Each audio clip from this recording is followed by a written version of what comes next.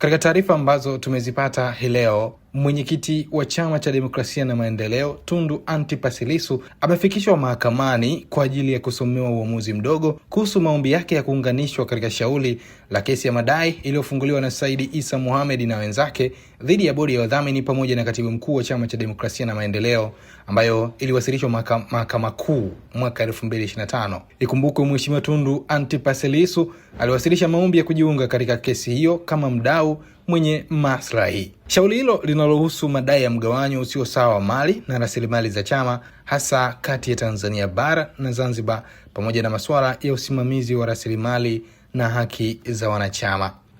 Katika kupata ufafanuzi zaidi, Force News Tanzania imefanya utaratibu wa kuzungumza na mkuu wa idara ya habari ya Chama cha Demokrasia na Maendeleo Chadema, Brenda Rupia, ili kutupa taarifa zaidi. Nilikuwa nahitaji unipe ufafanuzi juu ya kile ambacho umekiposti kuhusiana na kesi ya Tundu Lissu, kwa maana ya Tundu Lissu kuweza kufikishwa mahakamani.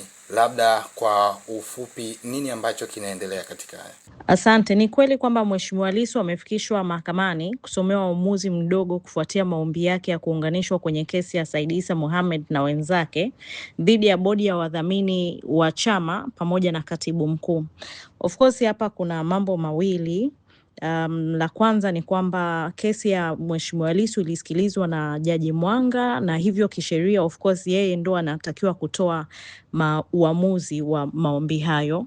Lakini la pili, tukumbuke tu kwamba Jaji Mwanga aliondolewa kwenye hii kesi, na sasa hilo jalada lipo kwa Jaji Ngunyale.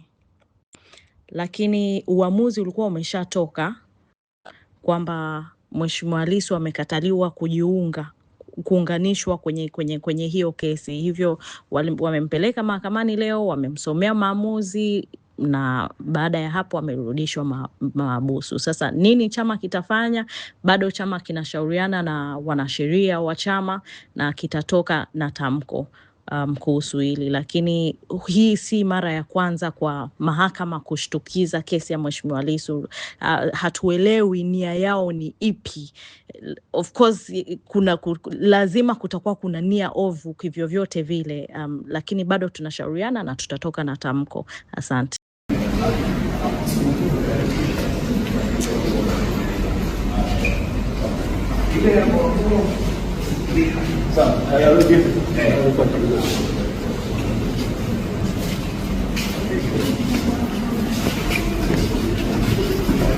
Não,